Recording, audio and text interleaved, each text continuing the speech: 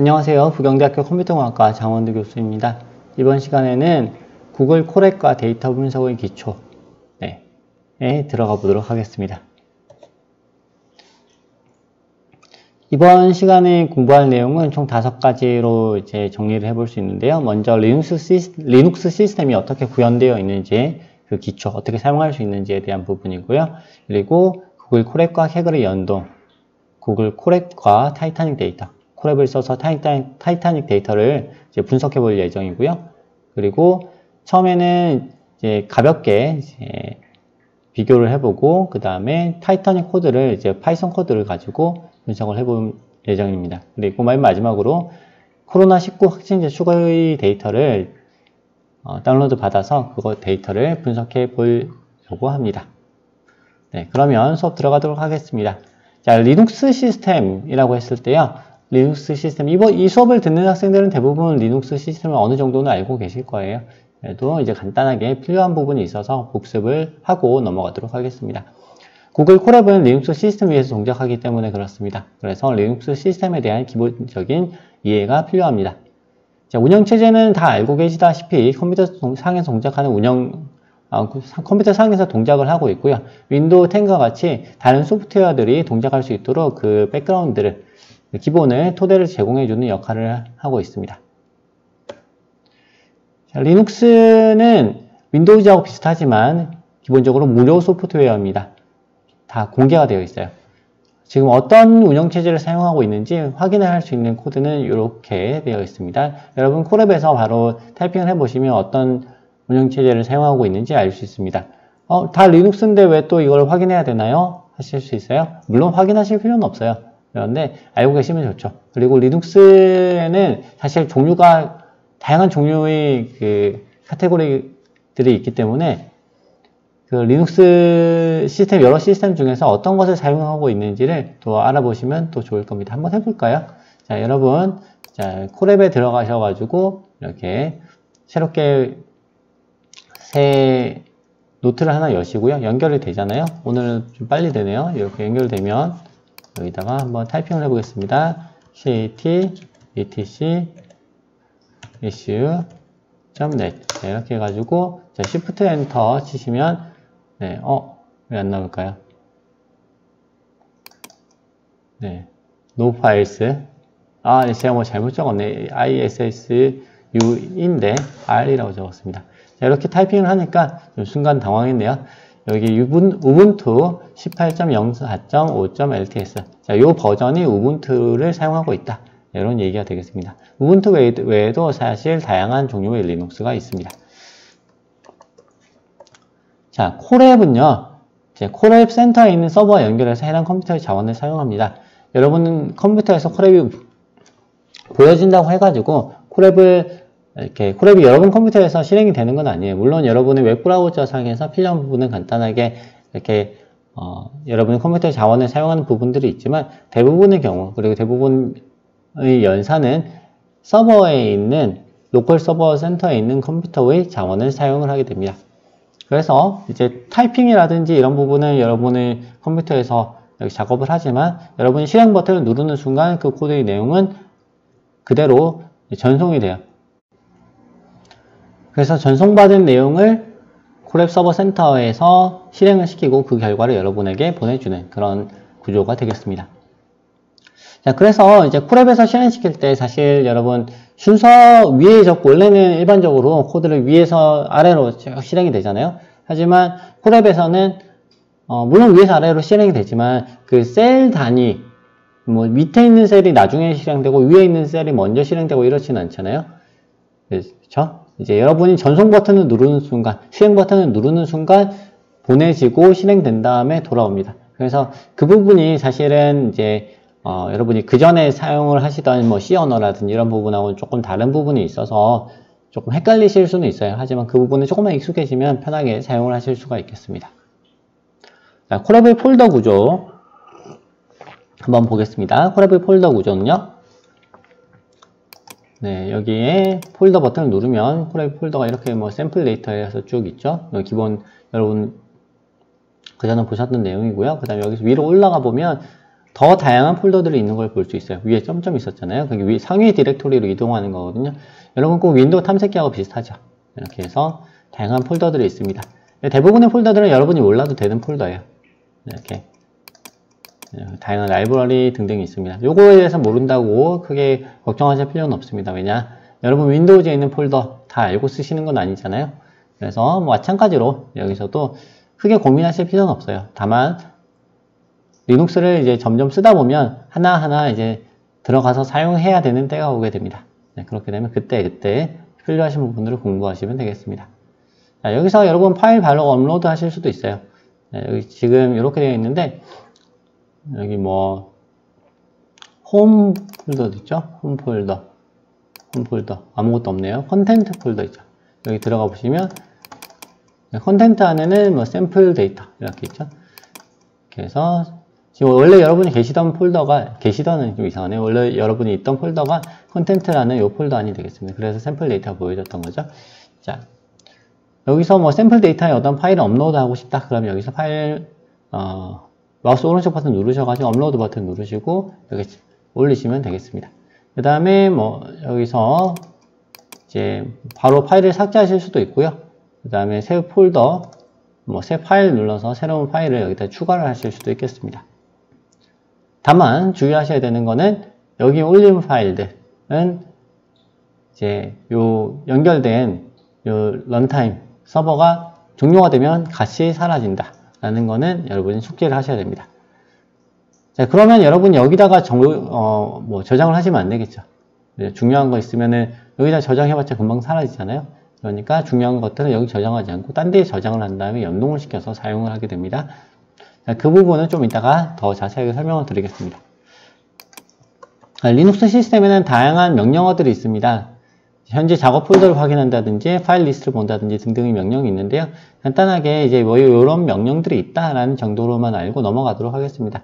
우선은 이제 뭐 현재 작업 폴더 확인하는 것만 해볼게요.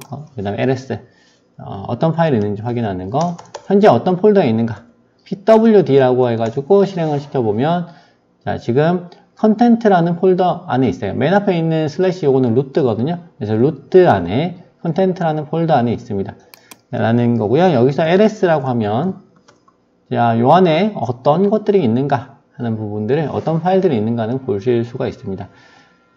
ls 이제 cd 넘어가 볼게요. cd는 이제 해당 위치로 이동하는 거예요. cd 아까 샘플이었죠. 샘플 데이터 이렇게 해서 엔터를 실행을 시키시면 자, 뭔가 밑에 폴더가 샘플 데이터 이렇게 나오죠. 자, 다음에 pw 해볼게요. 진짜 이동이 됐을까요?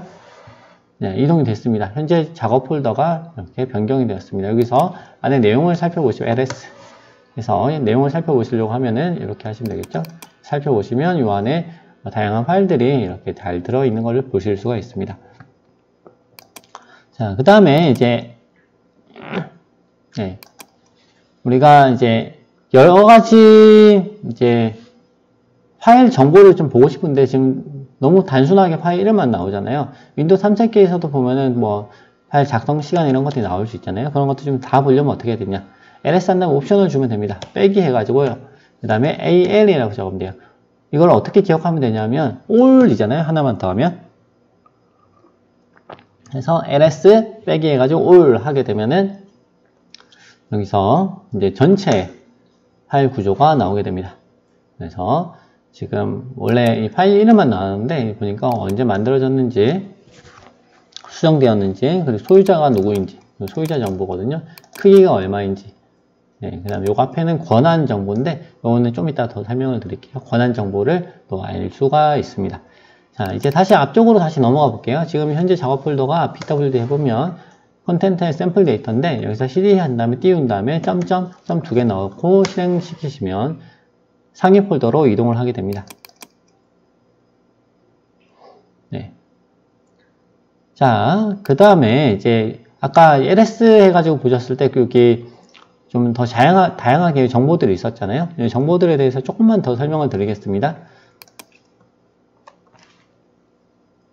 자, 아까 제가 이 부분, 두 가지 부분을 이제 소유자 정보라고 말씀드렸는데요.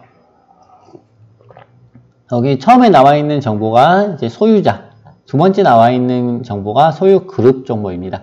그래서 원래 윈도우 같은 경우는 개인용 운영체제잖아요. 그래서 이제 쉽게 다른 사람의 파일들에 접근이 가능합니다. 여러분이 윈도우즈에서 사용자 여러 명 만들 수 있는 거 아시죠?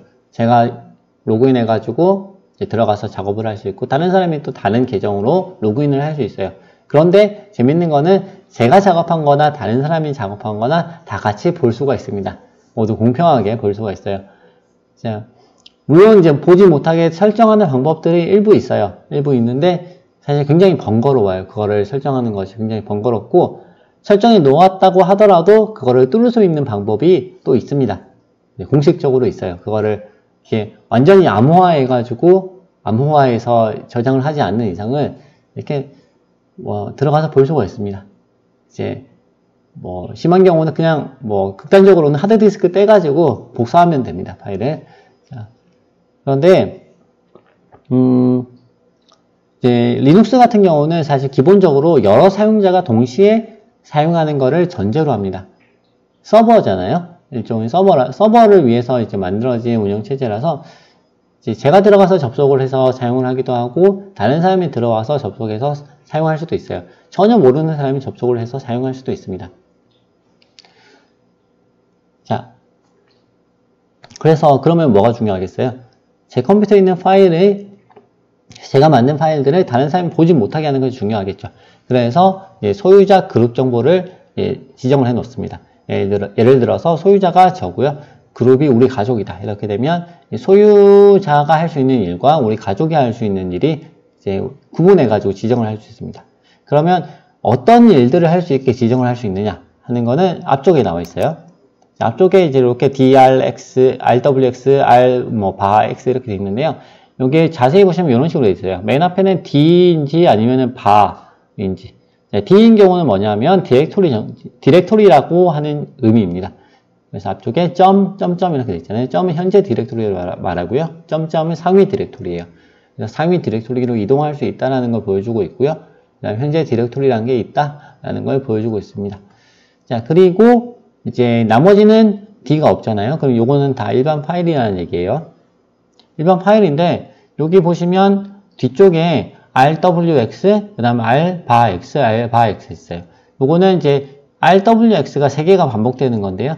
여기서 기호가 rwx, 요게 적혀 있으면 할 수 있다라는 걸 의미하고, bar가 돼 있으면 할 수 없다라는 걸 의미합니다.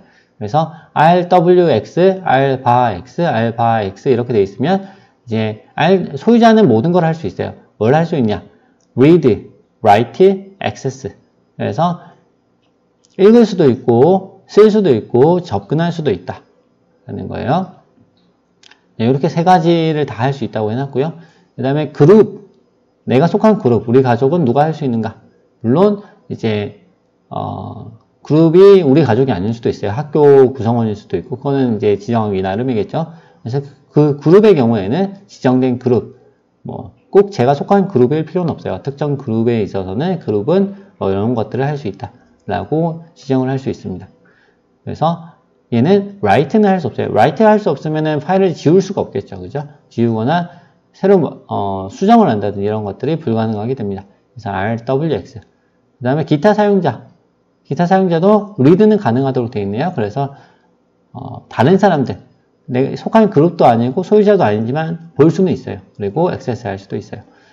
자, 다른 사람들은 아예 못 보게 하려면 어떻게 해야 될까요? 여기서 R 안 하고 바 이렇게 하면은 다 할 수 없게 되는 거죠. 자, 요거를 숫자로 나타냅니다. 1은 할 수 있다. 0은 할 수 없다. 그래서 1이니까 R이니까 1. 죄송합니다. 1. 그 다음에 그룹도 1. 요거는 0, 1. 기타 사용자. 요것도 1, 0, 1이네요. 0, 0, 0 할 수도 있겠죠. 자, 요거를 이제 비트잖아요. 비트 정보예요. 요거는 2라는 정보가 없어요. 할 수 없으면 0, 할 수 있으면 1. 0 아니면 1이니까 요게 이진수예요. 이진수로 3자리니까 0에서 7까지의 숫자로 다시 나타내 볼 수 있습니다. 그렇게 보면 얘는 7, 5, 5. 자, 7, 5, 5는 굉장히 다른 사람들이 여러 가지 많이 할 수 있도록 해주는 거예요. 7, 5, 5는 보통 언제 쓰냐면 홈페이지 같은 경우. 홈페이지는 이제 저만 쓰는 것이 아니고 제가 홈페이지를 서버에다 올려놓으면 그거는 제가 모르는 사람들이 들어와서 그 파일을, 엑셀 파일을 액세스할 수 있어야 되잖아요. 그래서 이제 모든 사람이 다 액세스를 할 수 있도록, 리드도 할 수 있도록 해줍니다. 자, 이것이 755의 정보입니다. 그런데 대부분의 경우, 일반적인 경우는 이거를 이제 755로 하진 않고요. 보통은 기타 사용자, 다른 사용자들은 못 쓰게 해요. 그래서 750 아니면은 뭐 700 뭐 이런 식으로 그런 권한을 굉장히 스트릭트하게 이렇게 주는 것이 보통입니다. 자, 이걸 심지어 자기도 못 쓰게 할 수 있어요. 자기도 수정을 못하게. 보호를 아예 걸어버리는 거죠. 내가 실수로라도 요거를 지우지 못하게 할 수 있도록. 물론 사용자 권한이 있으면 요거를 나중에 바꿀 수가 있습니다. 권한을. 권한 바꿔가지고 꼭 필요하면 권한 바꿔서 해라. 기본적으로는 못 써. 못 지워. 이렇게 하면은 이제 우리가 101 뭐 이런 식으로 아니면 100 이렇게 쓸 수 있겠죠. 네, 이렇게 하면 우리가 권한을 굉장히 대폭 낮출 수가 있습니다. 네. 자, 이렇게 권한 정보를 설명을 드렸고요. 옛날에는 사실 이제 홈페이지 초창기, 지금 인터넷 많이 쓰시잖아요. 웹브라우저. 근데 웹브라우저 이런 게 처음 나오고 이럴 때는 학교 홈페이지 이런데 되게 허술하게 있는 데 많았어요. 그래서 예전에 이제 학교 홈페이지에서 위에 주소창 있잖아요. 주소창에 뭐 특별한 명령어를 입력을 하면 홈페이지 파일을 지우고 뭐 이런 것들이 가능하게 되어 있는 홈페이지들이 있었어요. 그래서 이제 학교에서 한번 배워가지고 이렇게도 할 수 있다는 걸 한번 배워서 학교 홈페이지에 한번 해봤었는데요. 예전에 제가 학교 다닐 때 이렇게 해봤었는데 갑자기 파일이 확 지워지는 거예요. 그래서 깜짝 놀랐던 그런 경험이 있습니다.